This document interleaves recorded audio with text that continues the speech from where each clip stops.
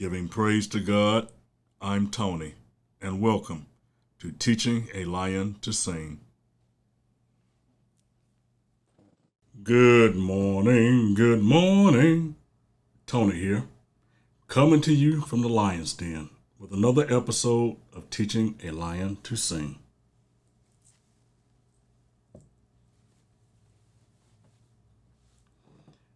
This Sunday, June the 15th, 2025, is known as World's Elder Abuse Awareness Day.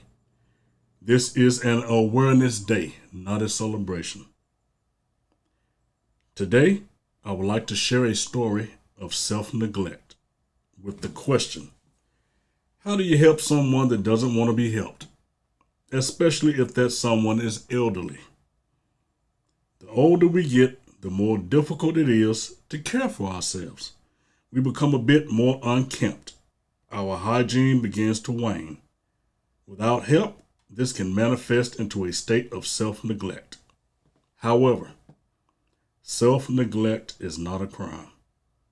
There is little we can do in this type of a situation unless you can prove a person is in imminent danger and intervention is warranted. A person with a mental capacity to make their own decisions is allowed to do so, even in some instances of assisted suicide, also referred to as medical aid in dying. For the most part, if a person decides they want to be left alone, they can do so.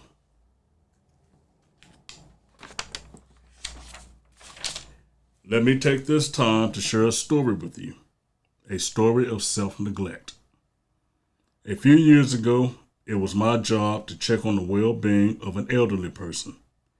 My team was tasked with going to the home of this elderly lady and assessing the level of need. As a supervisor, decisions had to be made. I will not give any names out. We made it to the location and eventually made contact with the homeowner, who was also the person in question, and her live-in daughter. It was just the two of them. Here lies the problem, people. The daughter was the first to come to the door. We introduced ourselves and stated why we were there.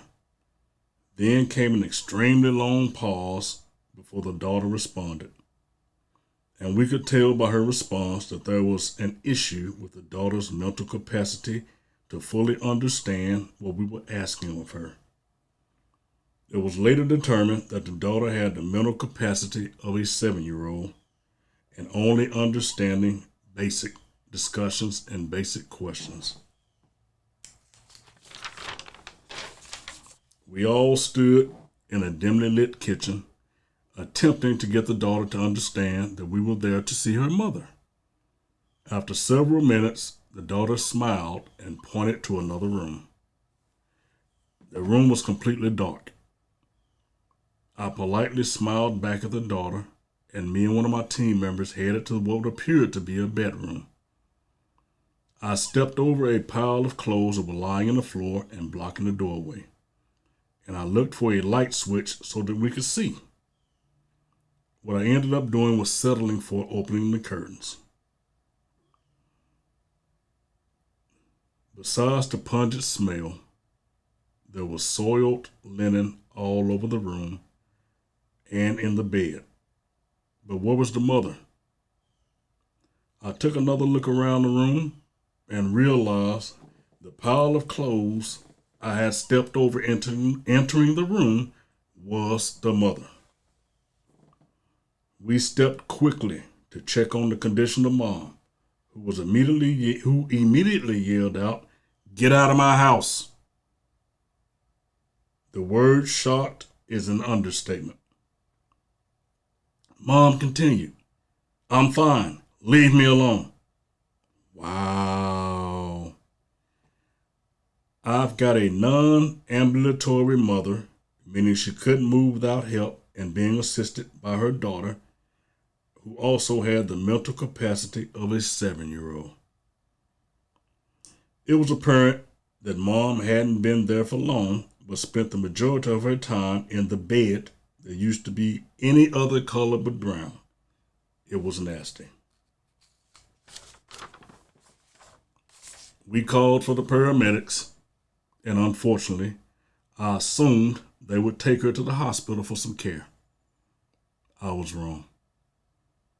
They checked her vitals, and she said, "Leave me alone." And that is exactly what they did, because they knew her well. Apparently, they'd made this call before, checked her vitals, they were told to leave, and then we were all back at square one. Mom surely needed help, but how?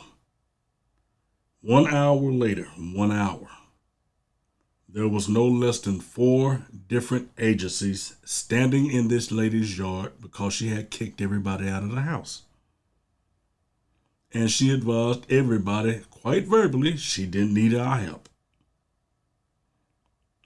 Somebody that day must have prayed to God, because Mom allowed us to check her one more time.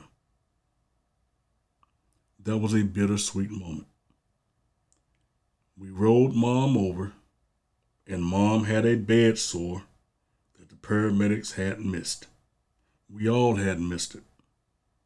But we had an open wound that couldn't be treated within her home. All 80 pounds of Mom was strapped onto a gurney, and away she went. She would spend at least 2 days being cleaned, fed, and cared for. This also gave us the opportunity as professionals to evaluate the daughter, assess the overall living conditions, and find a court-appointed conservator to coordinate future care for Mom and daughter. Yes, you can unwillingly and unknowingly abuse yourself. Again, self-neglect is not a crime. But if you know someone that you know is in distress, even though the words coming out of their mouth might be different, leave me alone, don't bother me, they're used to their situation. They don't want outsiders to interfere with what they're doing and what's going on inside their home. Interfere at a distance. Call a professional. Don't call your buddies to go over there knocking on the door and bothering folks. Call a professional and let them come and look into the situation. Call the fire department, call the police, or any elder care agency that's tasked with looking for the welfare of our elderly persons. This is Tony. I'll see you soon.